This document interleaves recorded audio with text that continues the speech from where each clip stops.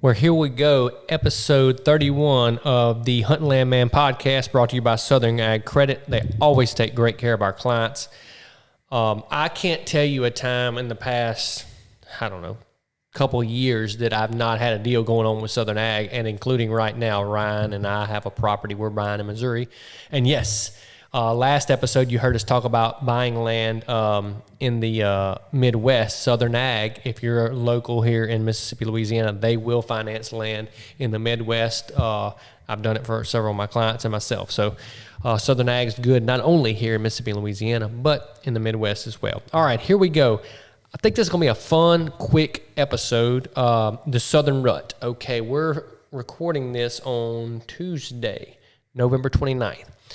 We'll kind of get you up to date, and, we've been to the Midwest. We're going to do some podcasts on that, catch y'all up. I've killed my best deer ever in Kansas, and then I killed first day bow hunting, me and Caleb. By the way, my co-host here, Caleb, cameraman Caleb. And just actually became a real estate man, Caleb, also. So congratulations. I wear a lot of hats. A lot of hats. And today he's wearing a Tamarack hat. So there you go. Anyway, so I killed on the first day in Missouri on a property Ryan and I own. I killed mid-150s. And I call him mid-150s because he was 151 and he had about 5 or 6 inches broken off. So we're just going to call him. But it was there whenever Ryan saw him the first time. Yeah, we've got video of him with video proof. But anyway, that's going to be a fun episode we got coming up. And then, so that was the first day bow hunting. Had a couple of days. Then Ryan came up and we went to rifle hunting in Missouri. And we killed in the first hour and a half, and Ryan killed the next afternoon. All 4 bucks killed on one stand over a sugar rush field. And let me just tell you, I'd go hunting. You could probably kill one there tomorrow. I mean, no doubt. It's this guy. And we saw another shooter the afternoon we killed. And who knows how many shooters Ryan passed up, because, he just... The passing assassin. All right, but here we go. The Southern Rut. We've already been through the Midwestern Rut, pre and in the middle of the heat of it. And when we left Missouri that day, Caleb and I saw as much rut. I think it was like November 15th-ish or 16th. And, dude, they were everywhere. I'm telling you, it was bucks running everywhere. It was unbelievable. But anyway, we're not there yet. All right, and look, the South is crazy, and for argument's sake, I'm going to tell you, I hunt in Wilkeston County for the most part, where I sell in Wilkeston and Amite County. And the rut is a relative term. What do you mean by the rut? Okay, so I'm going to break that down, the Southern Rut here. All right, I think through a lot of properties and a lot of clients and things like that, I think the peak of our breeding happens from Christmas to January the 10th, somewhere right in there. The peak of our breeding. Does that mean that's the best hunting? Not necessarily. I like the teens of December, and a lot to do with weather fronts and when the full moon is and things like that. I think deer are really killable around December 15th. They get a little bit. It's a combination of rut / patternable. That they're doing some of the same things. But right now, we're going to talk about right now, kind of an update. And what we'll do, Caleb, we'll do another around Christmas. We'll do a peak rut, but things to be looking at right now. And I'm watching this every day. We're running cell cameras, I got about 10 of them running, plus Scott Lindsay's got about a dozen running, and all our friends have cameras running. It's not just a Slade sample size. This is literally probably 100 cameras and an everyday conversation with all my friends, sample size about what's going on. Okay.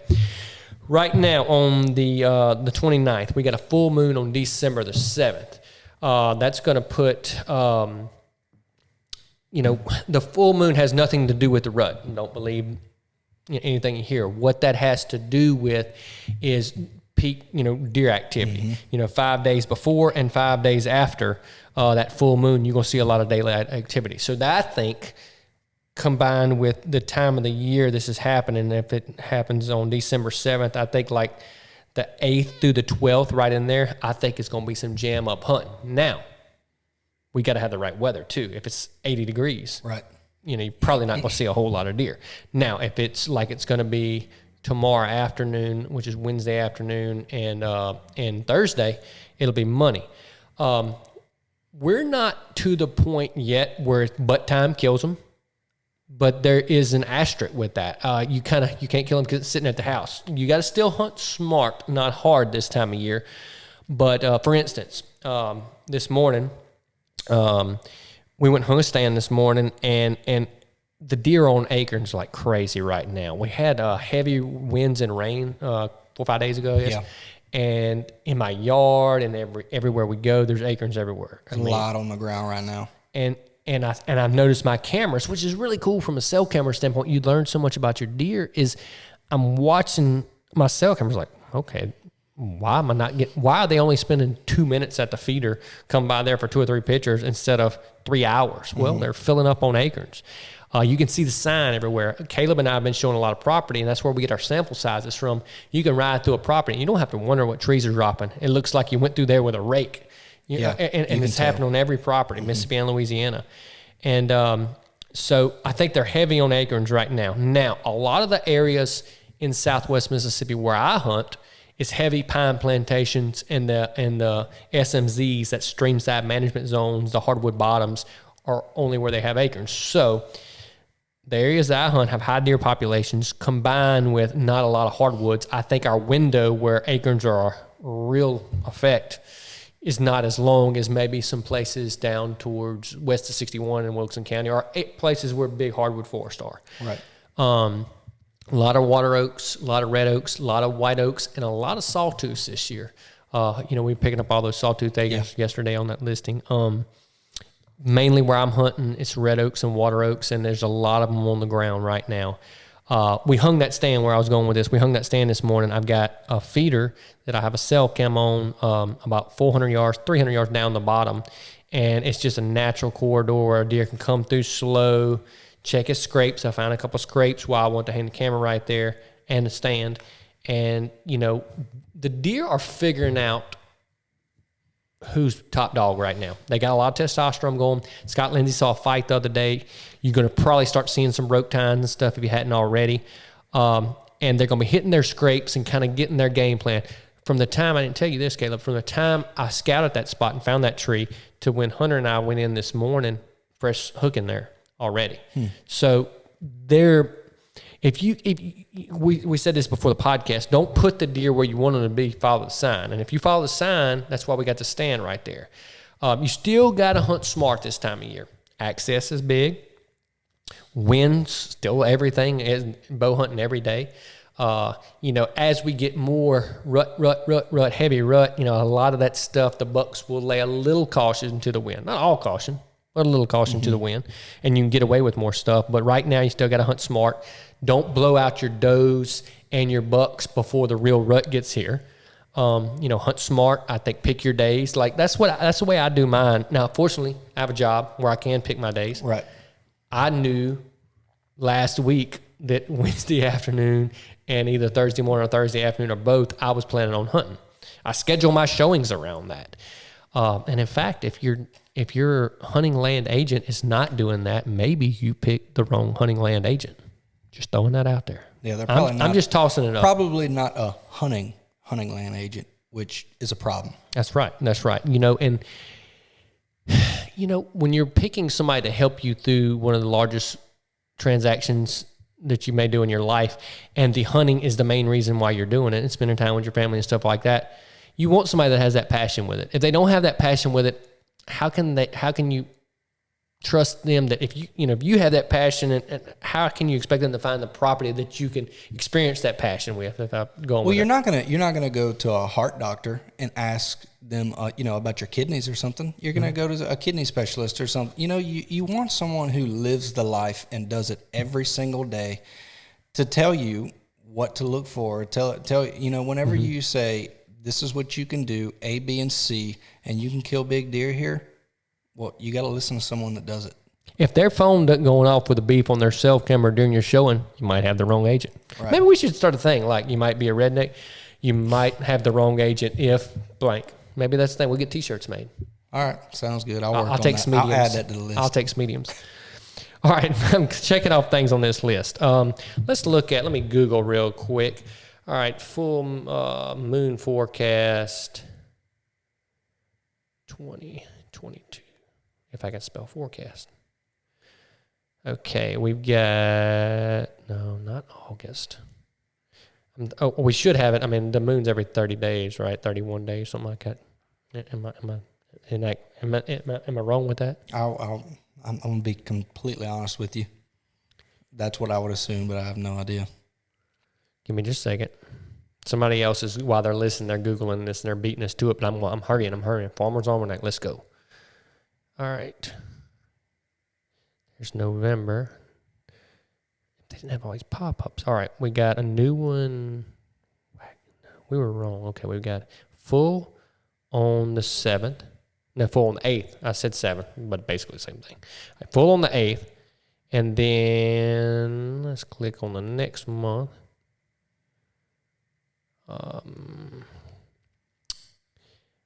Full moon. Should be about New Year's, huh? Moon 2023. All right, we're going to be looking at the first. There will be 13 moons in 2023. Oh, my goodness. I'm sorry, y'all. It's just taking a while. I'm going to guess the 5th, January 5th. It's going to be somewhere in there. 2023 moon phases. Here we go. All right, on January the 6th. Oh, my gosh, that's going to be... Bruh. So you're looking at peak rut. I already said that.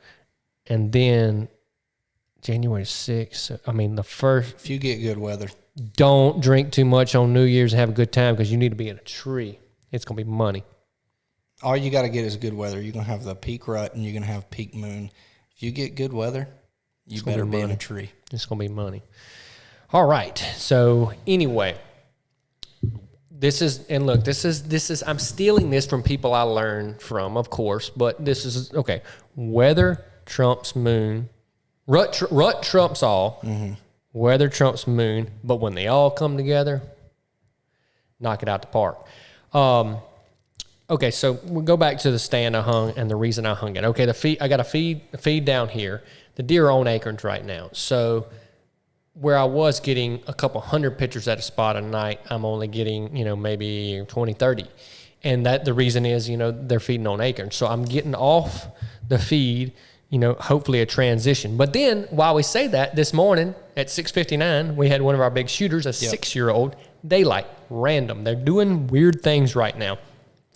So if you have time off from work and you have the wind, it's not a bad, and I don't blow your spot out. Right. Like right now, we hung that because I can't get in that spot pre-daylight unless I get in there at like 4 and sit in the dark for 2 hours, which I will do if I think needs to be done. I've done it before. But this is a spot I slide into, and maybe that deer's leaving the feed, coming to check those scrapes. I hung a cell cam on those scrapes, so I'm going to, within a day or two after this rain y'all hear in the background, I'm going to hear, I'm going to know more about what's going on. So keep your pressure to a minimum as far as, because you don't want to blow out your spots before the real deer hunting time gets here, the real rut. Because there's still, a lot of them, most of your big mature bucks, even during some good weather right now, probably aren't going to daylight. Right. They have a better percentage chance are, but a lot of them won't. And especially, if you're hunting on a feeder or something, you may kill one if you find a little bit of time to scout and you can find a good scrape line, you may have a chance. But you need to find a good time to scout whenever maybe you've got some wind and right before a storm, so your scent doesn't stay in there very long and the deer don't know when you're in there. So, let me preface this also. I'm bow hunting. So the little different ball game. Like if you're hunting a big food plot and you can get in and out of your box stand without spooking, hey, hunt on good afternoons and good mornings. That's it. That's the beauty of setting up a food plot and being able to do that. And during this time of year, you can get them killed if you set up your stuff right. I'm bow hunting, so if I got a feeder, I'm within probably 30 yards. It's a little tougher. But speaking of feed, we were talking before the podcast. I noticed in Southwest Mississippi that deer, as far as rice bran, they start coming off of it about this time of year, and they really focus on those the corn. Scent is the name of the game in any type of hunting, especially bow hunting. I was showing Hunter this morning. Every time we go out and fill up our feeders, we spray Crave out. And they are so used to it, it's super strong. And I wear my lacrosse rubber boots. I sprayed on my rubber boots on the way in, and we are beating between the Alema Shield and the Crave and doing all the right things with our scent, we are beating deer. I'm talking about dozens of deer coming to these feed spots because they're coming from everywhere, so there is no perfect wind. Mm-hmm. And so, do we beat all of them? No. Do we beat a lot of them? Yeah. Well, define beat, because a lot of times if you just get one little blow and they spook and then they just circle around, you win. Mm-hmm. As long as they're not blowing all the deer out, mm-hmm. it's a W. Or like one afternoon, I think when we were doe hunting at the oil bottom, we had that little buck come in. He was a little boogery, but he just kind of eased off. Yeah. And then we still smacked us a big doe. The big deer that was coming in Missouri, as soon as we got in the stand, right? As soon as we got in the stand, we didn't even have the bow in the tree, nothing. Right. He was coming in. We grunted at him. He circled downwind, knew something was wrong, never blew, just kind of trotted off, didn't really know what was going on. We killed later that afternoon. Ryan ended up killing that deer. Right. And we saw another shooter. Yeah. And, so a win in the scent game is maybe the doe that came downwind didn't booger, she just eased off or didn't blow. The lose is 30 blows out there at 60 yards, and you just need all the deer are gone. Yeah, you don't want that. Speaking of good weather and stuff right now, I've got all kinds of apps on my phone with high and low pressure. Right now we got this low pressure system with this weather coming in, tornadoes and stuff like that. But, those high pressure days when that pressure's climbing, into the 31s, those deer are going to move. And look, if you're not a genius on how to read this weather, like I really like the DeerCast app Drury's got, and there's dozens of them. Yeah. But when the peak movement times and the weather and the rut all line up, and I don't know, I have as much fun talking about this and doing this as the hunt. I guess people that play golf and do all that sort of thing, they're doing, they have as much fun talking about their stuff. It's all about the process. All about the process. Our other host that we're going to finish the podcast 30 on just walked back in. He's been worried about the rain. We're talking about the pre-rut, right now and what's going on. I was telling Mario Scott that Scott had seen a fight the other day. That I think they're still kind of establishing a pecking order, trying to figure out what's going on. New deer, a lot of scrapes we were talking about. So Scott's yesing the same thing. Something that I'm doing right now, I'm hunting a specific deer. Now, if another one walks by, I'm not saying I'm going to shoot him. I know I'm going to shoot him. Yeah, I'll say it for you. But anyway, I'm hunting a specific deer, and I've got 1, 2, 3, 4, 5. I've got 5 cameras that he will frequent pretty often, and I'm figuring out where he's going and what patterns he's taking. I got a picture this morning of him. I checked the camera this morning. It's not a cell cam on a scrape, and so I thought he was coming from this direction, and he definitely is. Now, is he coming from some other? He's going on another bottom probably, and we're gonna figure that out by that camera I was just talking about. I hung at the new spot, but I'm trying to figure these things out because as we're building to this rut, I don't want to be figuring out these deer. I want to have them figured out now that they've kind of gotten their fall, winter patterns established, what they're doing. So I've got my stands hung. I got everything set. But I think it's a great time to be in the woods. I'll have to get Scott when we finish that other podcast to tell us a story about that other deer. But he was just talking to me about his neighbor, which is a good friend of ours, killed an absolute giant. And Scott actually went and sat in the stand with him, and Scott had pictures of him, and it's a cool story. But anyway, deer are very killable right now. You still got to apply a lot of the thing. It's kind of a mix right now. You got to apply your early season, smart access, wind, everything, and the rut. We're we're in both hemispheres, if that makes sense. Yeah. You got to kind of apply both. I think that these acorns right now, if you're not sitting on the right tree, it's going to be tough. A deer doesn't have to go far to feed. It's going to, that's now something with all this rain we're getting right now. Depending on your area, does this rain wash a lot of your acorns down in one area, or does it start souring some acorns? I think we're a long ways from souring. Yeah. But this will probably, if I had to bet, most of your water oak and red oak, and I guess your white oak too, it's going to probably knock the rest of them down. We got pretty high wind and rain. So I think this will help our window of how long acorns will affect us. But if you're wondering where your deer went on your feed right now, they're sitting under acorn tree somewhere. 100%. Also, something else, we had the drought earlier. We're not in a drought now, but we had the drought and grass fields and your backwoods food plot, all your food plots and stuff took a while to come up or either got planted late. So we're also, cameras were heavy on our feeders, and now we're dealing with acorns plus grass. So there's other aspects to that. And now that rifle seasons has started down here, it's we got more pressure in the woods, so it does change some things. Here, Scott, answer this phone. Make sure Lori's okay.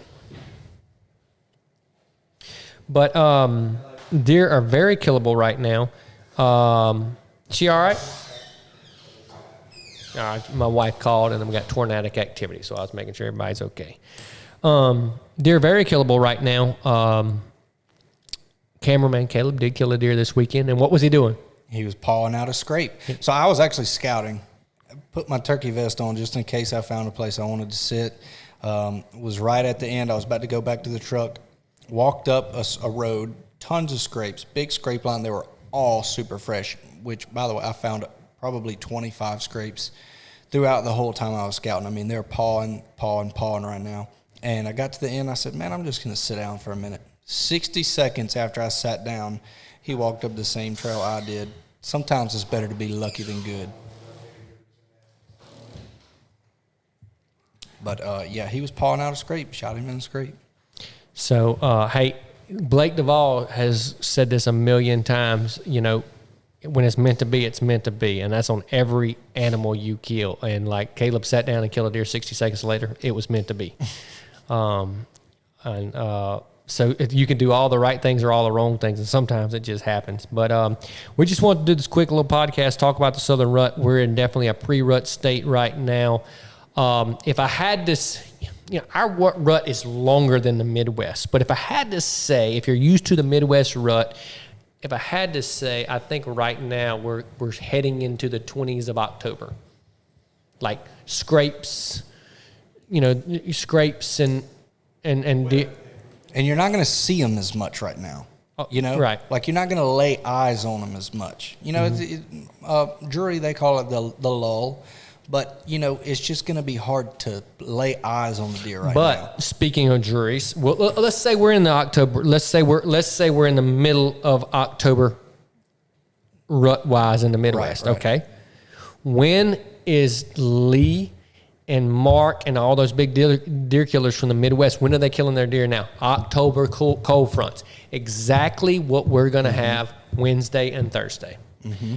And so right now, if you're picking your days when you can go hunt, hey, pull up your 10-day, 15-day weather forecast. All right, that's looking good. And start planning your schedule around that. Right. Because you can hunt smart, not hard right now. Now, Scott, I was saying earlier, we've got a January the 6th full moon, which is going to be the first week of January. Money. Butt time. Butt time's going to kill it. And we're going to do a podcast before then and tell y'all where the deer, and hopefully we're going to be telling you the story about some of the big deer we didn't kill. Good Lord willing. Hopefully El Diablo. Hopefully we'll name the episode The Story of El Diablo.